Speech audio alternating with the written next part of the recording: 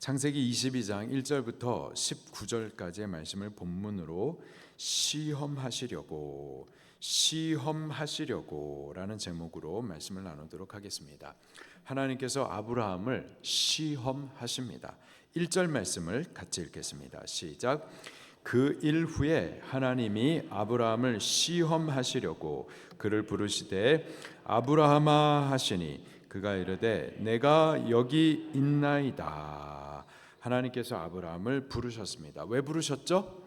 시험하시려고 아브라함을 부르셨습니다.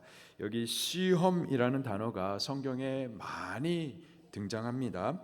그런데 같은 시험이라는 한국말 단어가 전혀 다른 두 개의 의미로 사용이 되고 있습니다.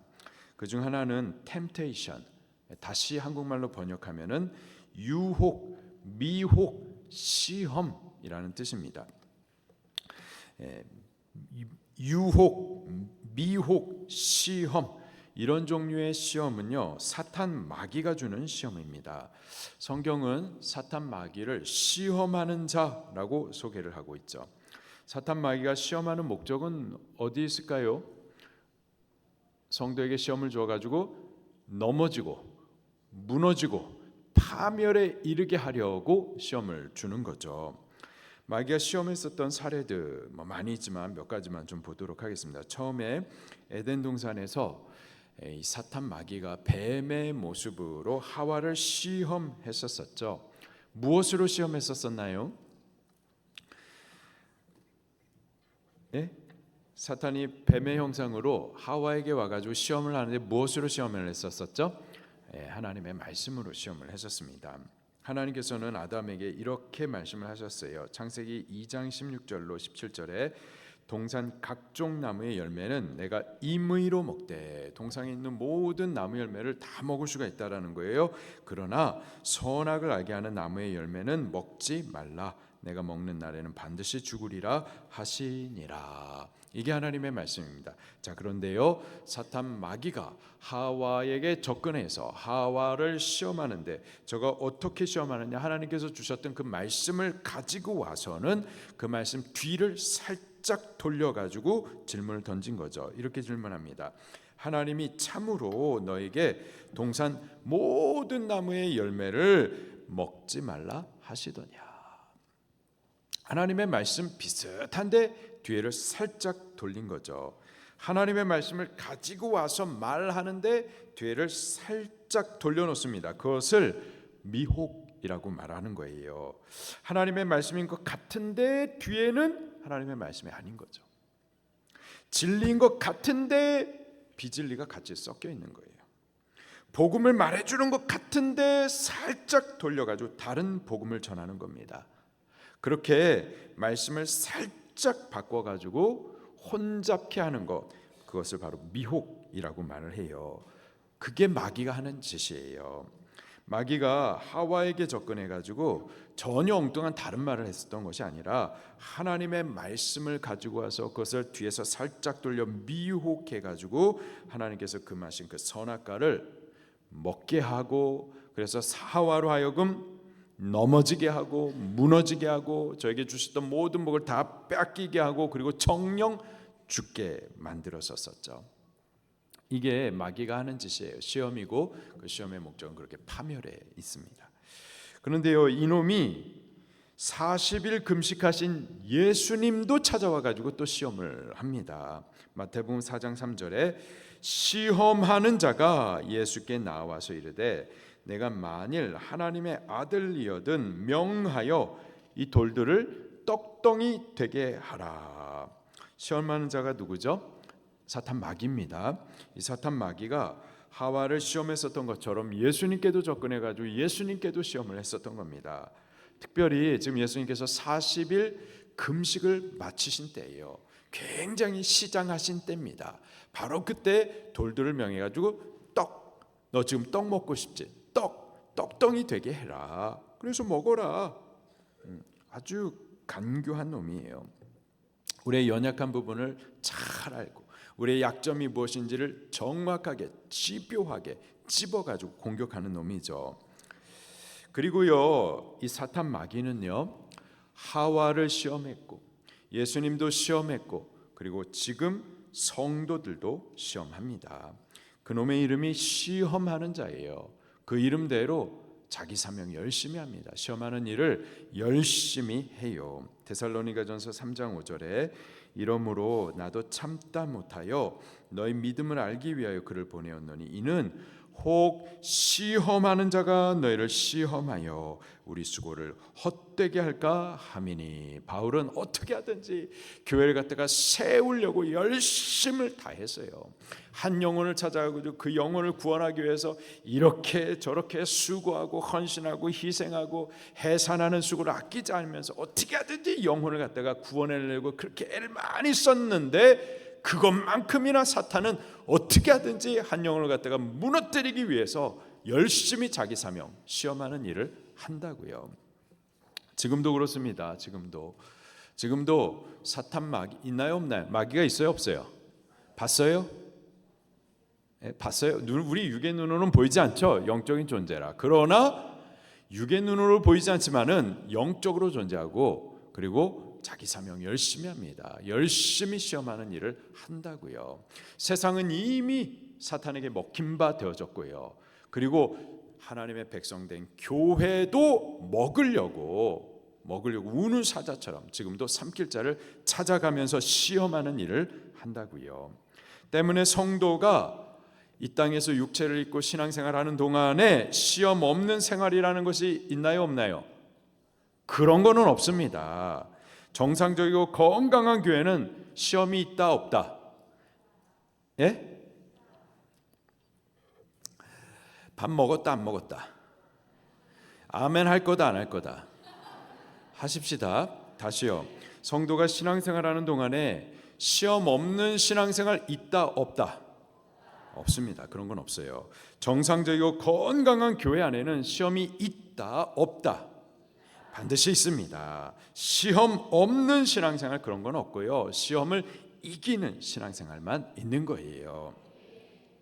방주교회 와가지고 신앙 좀 잘하려고 그러는데 왜 이렇게 이 교회는 시험이 많은가? 왜 이렇게 시험이 많은지 예배 한번 드리려고 해도 이렇게 그냥 시험이 많아요.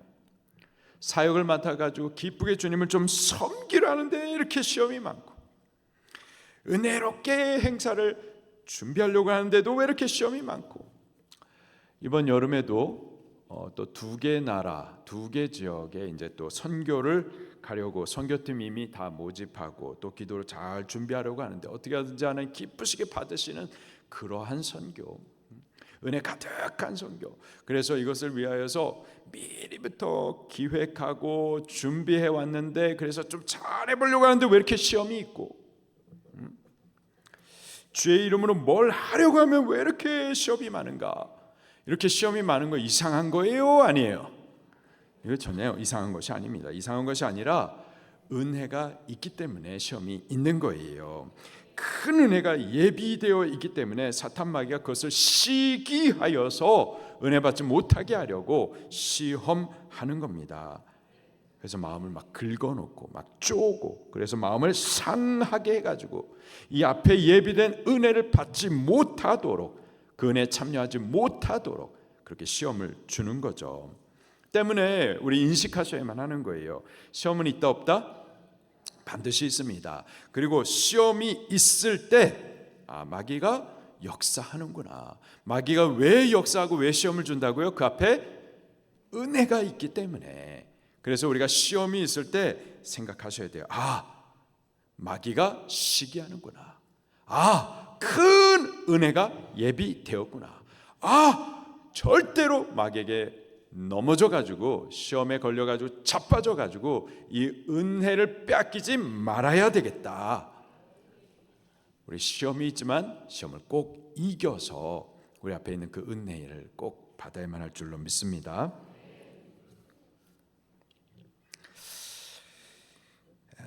이렇게 시험, temptation, 미혹, 유혹의 뜻으로 쓰이는 시험이 있고요.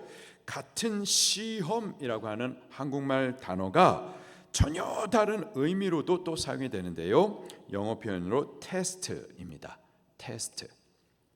우리 학교 다닐 때 학기 마치면은 시험을 보잖아요. 한 학기 동안 선생님께서 가르쳐 주신 내용을 잘 이해했는지, 열심히 성실히 공부했는지 알기 위하여서 시험을 치른다고요. 그렇죠? 그것을 우리가 테스트라고 말을 하죠. 예. 그래서 할 거예요, 안 할 거예요? 아멘, 아멘 하십시다. 예. 아멘 하십시다. 예. 자, 우리 신앙에 대해서도요 테스트가 있습니다. 테스트. 우리가 제대로 믿는지 아니 믿는지, 진짜인지 가짜인지, 성도인지 아니면 말만 성도인지 테스트가 반드시 있습니다. 이 신앙의 테스트는 누가 하실까요? 하나님께서 하십니다. 이 미혹, 유혹의 템테이션은 누가 준다고 그랬죠? 마귀입니다. 마귀가 시험하는 자로서 미혹, 유혹의 시험을 줘요. 그러나 우리 신앙의 테스트는 여호와 하나님께서 주시는 겁니다. 하나님께서 테스트 하시는 목적은 또 뭘까요? 두 가지인데요. 첫째로는 아시기 위함이에요. 뭐라고요? 아시기 위함. 아시려고 테스트를 하시는 겁니다. 우리가 말씀을 믿습니다. 주를 위해서 살겠습니다. 복음을 위해서, 사명을 위해서 헌신하고 충성하겠습니다. 입술로는 고백을 잘하는데요.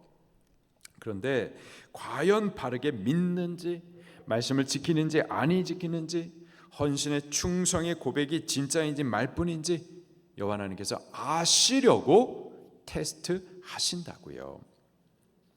또 두 번째로는요, 두 번째 목적은 궁극적인 목적인데요, 복을 주시기 위하여서 테스트를 하시는 겁니다. 무엇을 주시기 위해서? 복을 주시기 위해서 테스트를 하시는 겁니다. 주께서 과연 믿음이 있는지, 과연 말씀을 지키는지, 과연 헌신과 충성의 고백이 진짜인지 아시고자 하시는 그 목적은요, 아시고 난 다음에는 복을 주시고자 함에 있는 겁니다. 주님은 복을 약속하시죠. 복 주시기를 기뻐하시는 분이십니다. 그러나 우리가 그 복을 주셨을 때에 감당할 수가 있어야만 하거든요. 우리 자녀들이 아무리 예쁘다고 하더라도요, 아무리 예쁘다 하더라도 어린 아이가 우리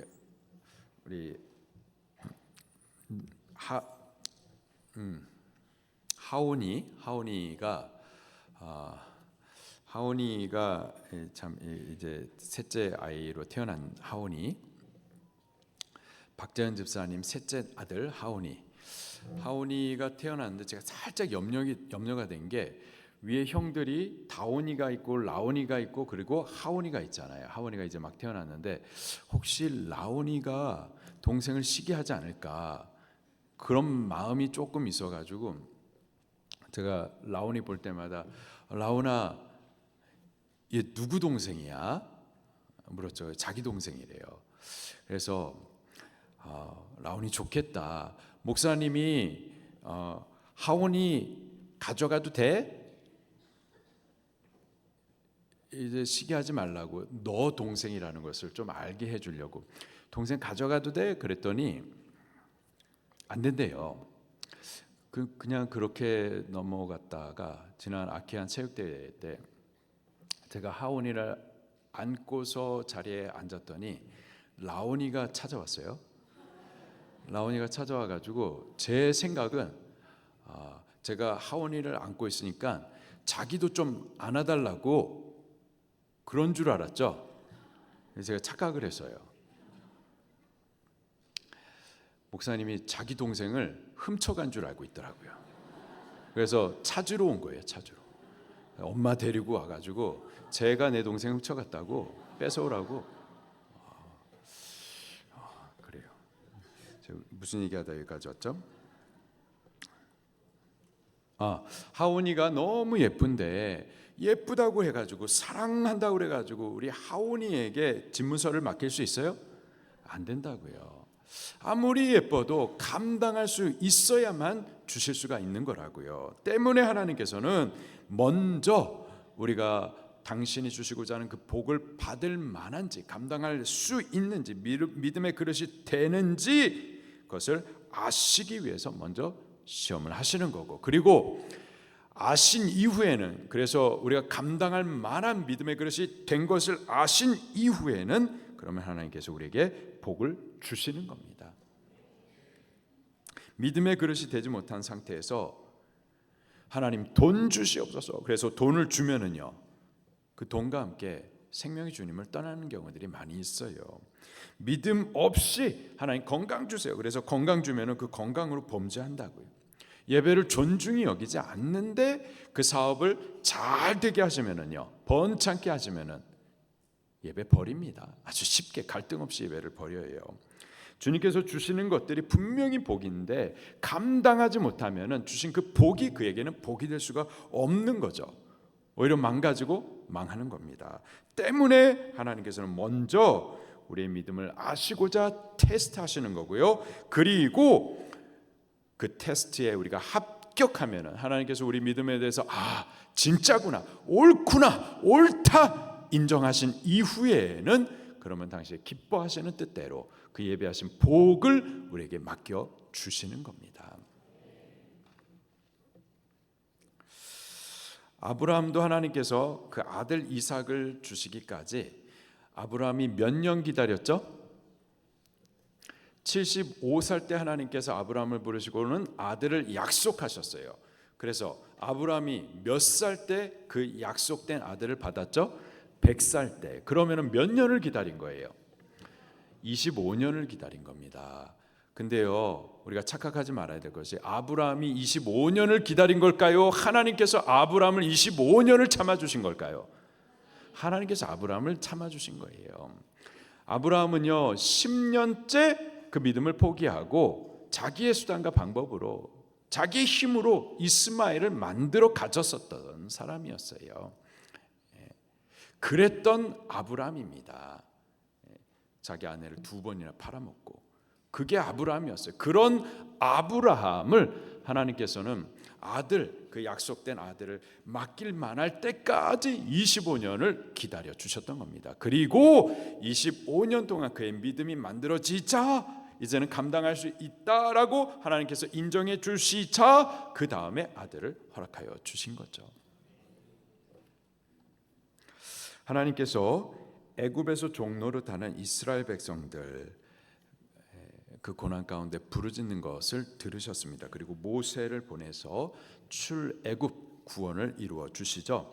출애굽할 때 10가지 재앙을 통해서 하나님의 그 크고 두려우신 위엄을 나타내 보여주셨습니다. 이스라엘은 하나님의 크고 두려운 위엄을 보면서 아주 감격 가운데 출애굽 구원을 받았었던 거예요. 그리고 한참 기쁘게 믿음의 행진을 해 나가는데 저들 앞에 홍해를 만나게 되죠. 사망의 바다가 저들의 가는 그 길을 막아섰었습니다. 그 사이 애굽의 군사들이 병거와 마병을 이끌고 이스라엘을 죽여버리겠다고 그렇게 뒤따라오죠.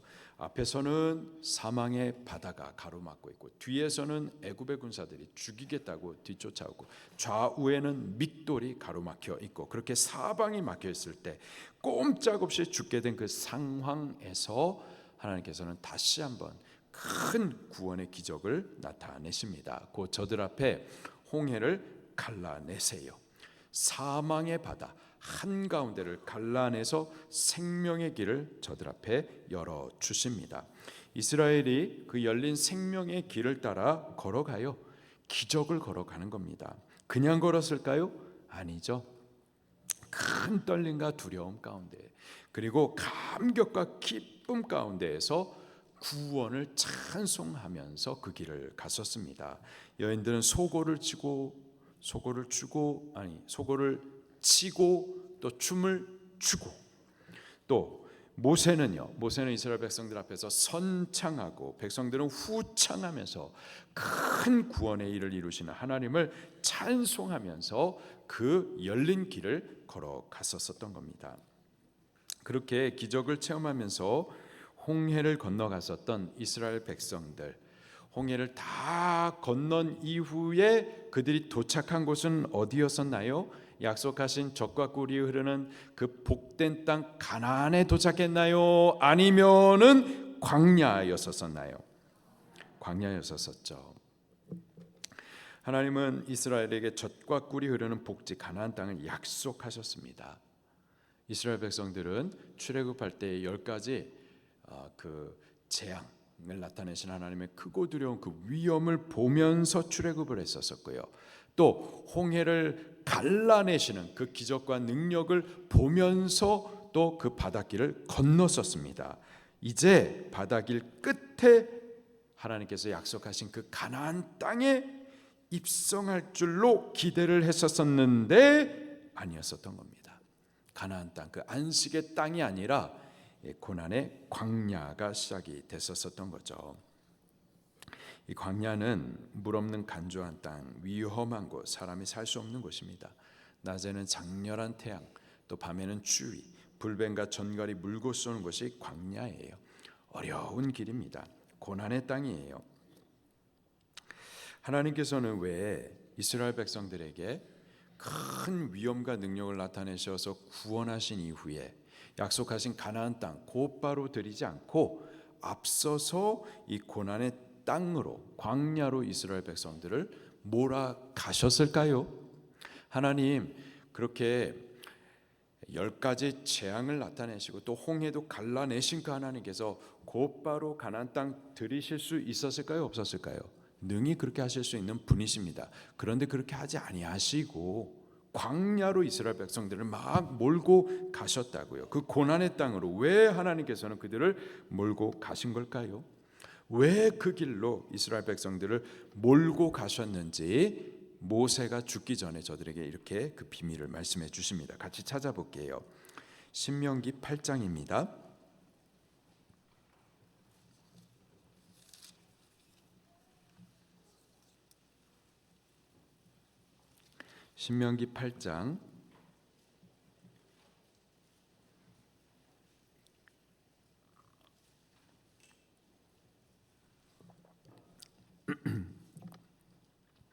신명기 8장 2절 말씀입니다. 시작.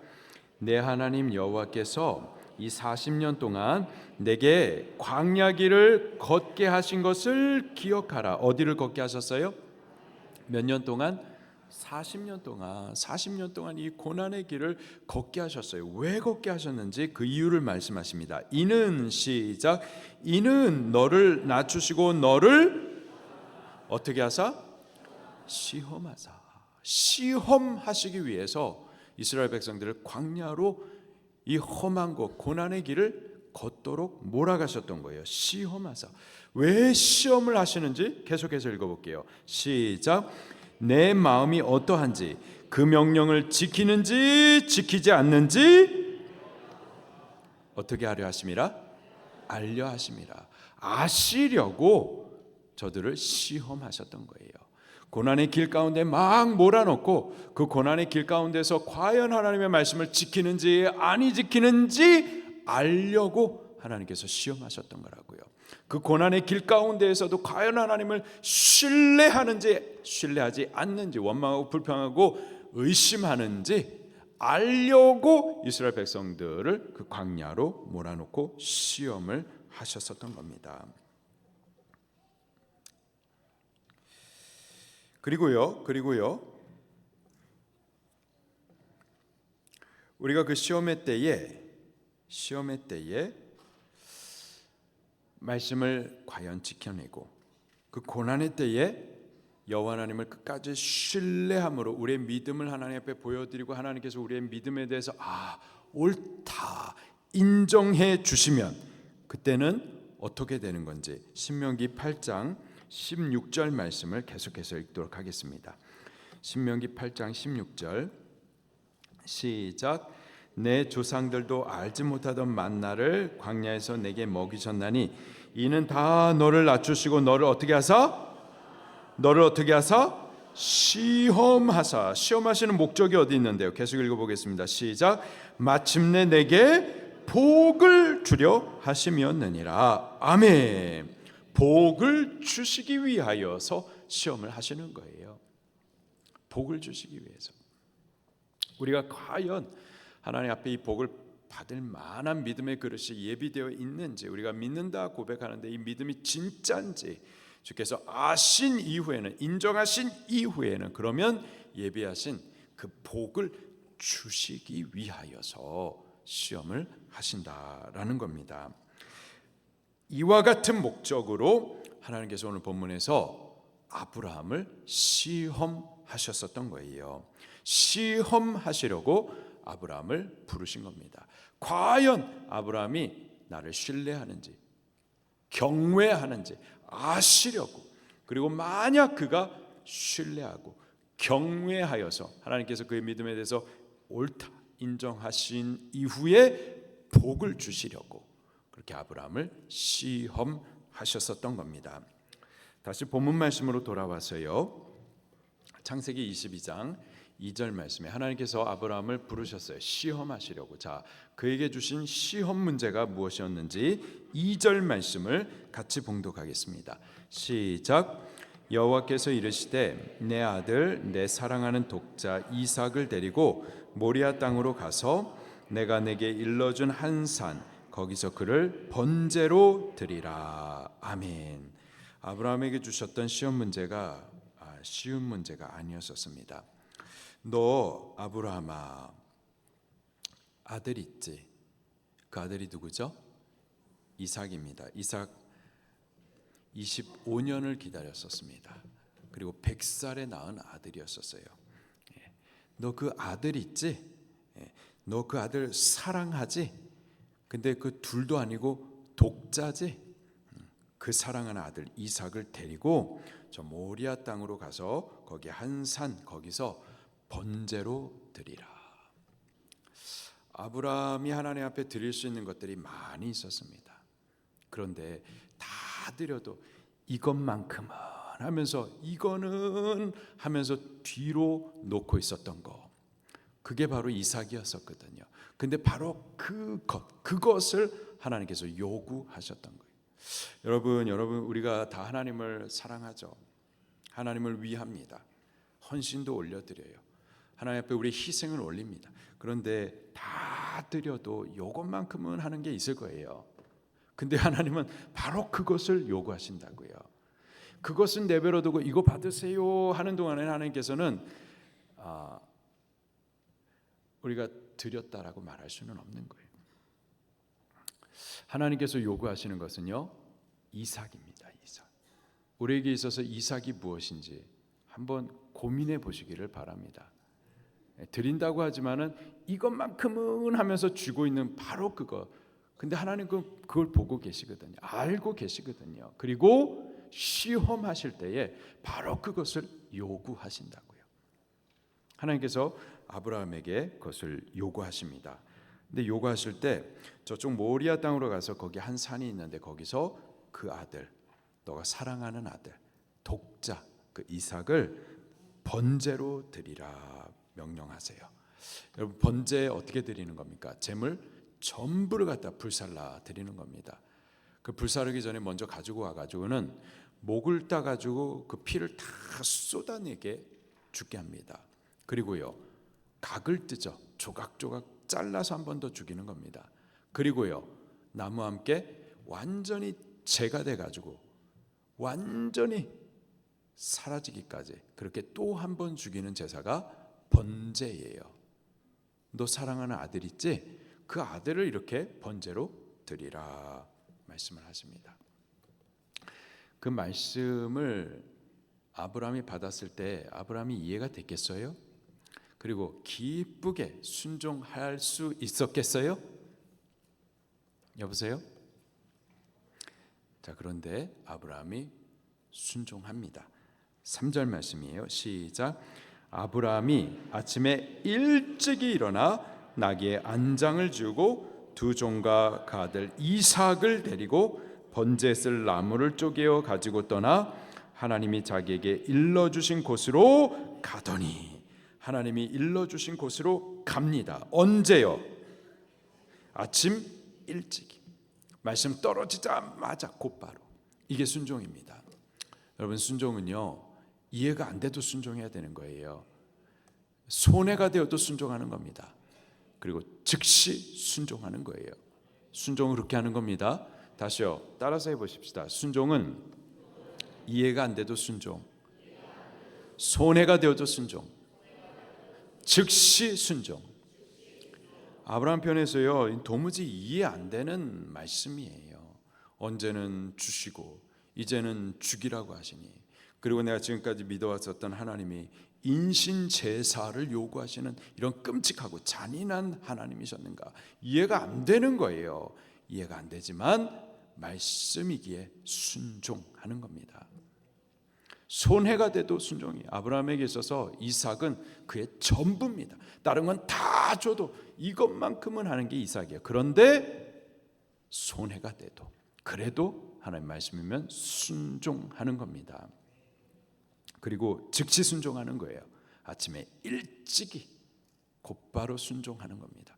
따져보고 재보고 그래서 뭔가 좀 손해가 안 날 것 같으면 그러면 순종이, 그런 게 아니라 따지지 않고 계산하지 않고 곧바로 즉시 순종하는 거예요. 우리 이렇게 순종할 수 있기를 바랍니다. 아브라함이 그렇게 순종하여서 종들과 그리고 하나님께서 요구하신 그 아들 함께 그 모리아 산을 향해서 갑니다. 4절 말씀이에요. 시작.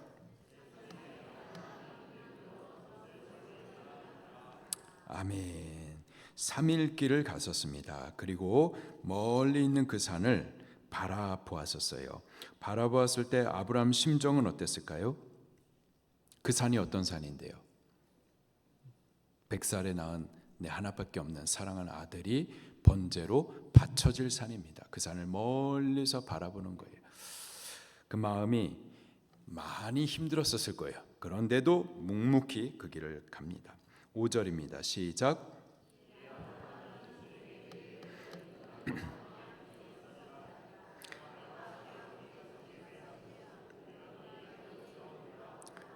아멘. 함께 종들을 동행해 왔었는데 이제 산에 오르기에 앞서서 종들을 두고 아브라함과 이삭만 올라갑니다. 왜 그랬을까요?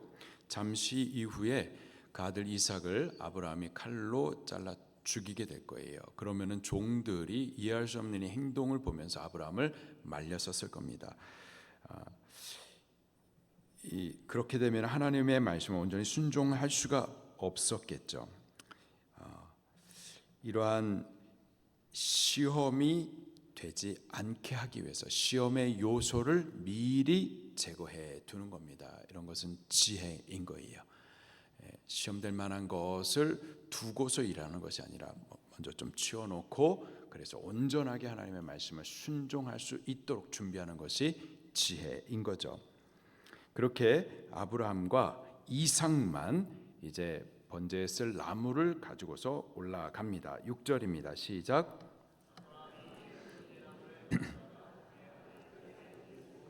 자기는 불과 칼을 손에 들고 두 사람이 동행하더니. 산으로 오르는 동안에 아브라함 아무 할 말이 없었을 거예요.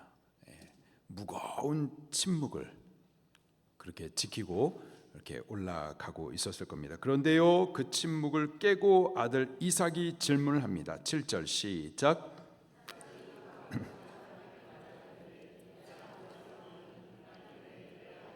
내가 여기 있노라. 이삭이 이르되 불과 나무는 있거니와 번제할 어린 양은 어디 있나이까? 이 질문했을 때 아브라함이 얼마나 뜨끔했을까요? 그리고 얼마나 마음이 막 흔들리고 무거웠었을까요? 그때에 아주 지혜롭게 대답을 해주죠. 8절입니다. 시작. 하나님이 자기를 위하여 친히 준비하시리라 하고 두 사람이 함께 나아가서. 어린 양에 대해서는 하나님께서 친히 준비해 주실 것이다. 이거는 정말 성령님께서 말하게 하신 말이죠. 그리고 실제로 이제 14절 말씀에 보게 되면은, 아니죠, 13절에 보게 되면 친히 하나님께서 번제할 어린 양을 준비해 두셨습니다. 13절입니다. 시작. 아브라함이 눈을 들어 살펴본즉 한 수양이 뒤에 있는데 뿔이 수풀에 걸려 있는지라 아브라함이 가서 그 수양을 가져다가 아들을 대신하여 번제로 드렸더라. 하나님께서 친히 예비해 주셨어요. 그리고 이 부분에 대해서 아브라함은 몰랐었지만 성령으로 말하여 알게 해 주신 거죠. 자, 그리고 이제 마침내 하나님께서 지시하신 그 한 산 모리아산에 올라서 이제 아들을 하나님 앞에 번제물로 바치고자 합니다. 10절입니다. 시작. 손을 내밀어 칼을 잡고 아들을 잡으려 하니. 아브라함은 신용만 한 것이 아니라 진짜 하나님의 말씀을 순종하여서 그가 사랑하는 독자 이삭을 하나님 앞에 바쳐드립니다. 칼을 잡고 그 사랑하는 아들의 목을 떼려고 했었어요. 자, 바로 그때입니다. 11절 시작. 하늘에서부터 그를 불러 이르시되 아브라함아 아브라함아 하시는지라. 아브라함이 이르되 내가 여기 있나이다 하매. 12절 사자가 이르시되 그 아이에게 내 손을 대지 말라. 그에게 아무 일도 하지 말라. 내가 내 아들 내 독자까지도 내게 아끼지 아니하였으니 내가 이제야 내가 하나님을 경외하는 줄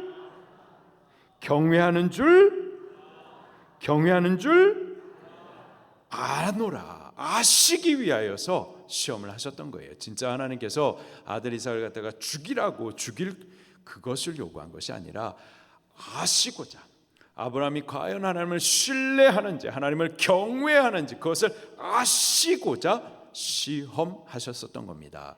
그리고 그 시험의 때에 아브라함이 하나님 앞에 그 믿음을 인정받은 거예요. 내가 이제야 너가 나를 진실되게 경외하는 줄을 아노라. 그 믿음을 하나님께서 인정하셨습니다. 자, 아시려고 시험하셨다고 그랬죠? 두 번째 목적, 시험의 두 번째 목적은 뭐죠? 복을 주시기 위해서. 자, 첫 번째 목적대로 하나님께서 저가 과연 여호와 하나님을 신뢰하는지를 아셨어요. 경외하는 줄을 아셨어요. 그 믿음에 대해서 옳다 인정하셨습니다. 자, 그러자 그 두 번째 목적대로 저에게 복을 주십니다. 17절 시작. 큰 복을 주고 내 씨가 크게 번성하여 하늘의 별과 같고 바닷가의 모래와 같게 하리니 내 씨가 그 대적의 성문을 차지하리라. 아멘. 사실 이 복은요, 아브라함을 처음 불렀었을 때 하나님께서 약속해 주셨던 복이에요. 근데 그 약속된 복을 약속대로 받기까지는 먼저는 하나님 앞에 인정을 받으셔야만 하는 거예요. 우리가 예수님 믿으면 복 받아야 될 거 아니에요? 여러분 예수님 믿으세요? 근데 왜 복 못 받으실까요? 분명히 우리가 예수님을 믿으면은 복을 받아야 되는데, 복이 약속이 되는데, 근데 이 복을 받기까지는요, 하나님 앞에 우리 믿음에 대한 테스트를 먼저 통과하셔야 돼요. 하나님 앞에 우리 믿음에 대해서 옳다 인정함을 받으셔야만 하는 거예요. 인정함을 받아야 약속된 그 복을 실질적으로 받아 누릴 수가 있게 되는 거라고요. 그 복을 실질적으로 받아 누리기 전까지는 우리가 믿음을 하나님 앞에 보여드려야만 하는 겁니다. 인정받으셔야만 해요. 나도 예수님 믿어, 그 입술로만 하는 거 말고, 이제 제일 정말 듣기 싫은 것 중에 하나, 나도 예수님 믿어, 그런 소리. 나는 믿는데 하나님께서 그 믿음을 인정해 주시겠느냐 이 말이에요. 내가 마음으로 믿고 입술로 신앙이 귀하지만, 근데요, 예수님께서 하시는 말씀이에요. 주여 주여 하는 자가 다 천국 가는 게 아니라고 그러잖아요. 하나님께서 인정해 주시는 믿음이어야만 한단 말이에요. 테스트에 통과하셔야 돼요. 합격을 받으셔야만 하는 겁니다. 인정받으셔야만 하는 거예요. 아브라함은 시험의 때에 인정받았어요. 이게 어려운 시험이었죠. 쉽지 않은 시험이었습니다. 아들, 독자, 사랑하는 그 아들 이삭을 하나님 앞에 내어드린다라는 것은, 이것은 쉽지 않은 시험이에요. 그런데도 여호와 하나님을 신뢰한 거예요. 경외했었던 거예요. 이해가 안 됐지만, 손해가 됐지만 즉시 순종했었습니다. 그 순종의 믿음을 통해서 하나님 앞에 옳다 인정함을 받은 거예요. 때문에 저가 복을 받게 된 거죠. 저만 복 받은 게 아닙니다. 18절 말씀입니다. 시작. 천하 만민이 복을 받으리니 이는 내가 나의 말을 준행하였음이니라 하셨다 하니라. 아멘. 아브람만이 아니라 아브라함으로 말미암아서 천하 만민까지도 복을 얻게 된 거예요. 이게 예수님 믿는 사람들이 누리는 복입니다. 예수님 믿는, 진짜로 믿는 참 성도가 누리는 복은요, 나만 복 받는 게 아니라 나도 먼저 복을 받고, 그리고 나로 말미암아서 내 주변 사람들까지도 복을 받기 시작을 하는 거예요. 우리 교회는 우리끼리 신앙생활 잘하는 게 아니라 우리가 신앙생활 잘하고 우리가 복을 받거니와 이 복을 천하 만민에게 나누어 주는 겁니다. 열심히 전도하셔야 되는 거예요. 이 복음을 전해주는 거예요. 우리 대한민국만 복 받는 것이 아니라 저 북녘 땅에 있는 북한도 예수 그리스도 안에서 자유와 해방을 얻고 구원을 얻도록 해 주어야만 하는 거예요. 그리고 이 나라 저 나라 통일이 되고 예수 그리스도가 통치하시는 한 나라가 힘 있는 한 나라 되어져 가지고 열방을 복 받도록 해 주어야만 하는 거예요. 그것이 우리에게 약속된 복이고 하나님께서 주시는 복의 범주예요. 스케일이라고요. 나만, 우리 집만, 우리 교회만, 이게 아니라 열방을, 모든 민족을, 천하 만민을 복받게 하는 거, 이게 하나님께서 우리에게 주시는 복의 범주라고요. 아브라함은 그 믿음을 인하여서 하나님 앞에 옳다 인정함을 받은 이후에 저가 이러한 복을 받을 수가 있었습니다. 우리가 예수님을 믿고 구원을 받는 것, 예수님 믿고 구원을 받으면 불행 끝, 행복 시작 아닙니다. 아니에요. 예수님 믿고 구원 받으면 곧바로 휴거되고 곧바로 천국 가고 아니에요.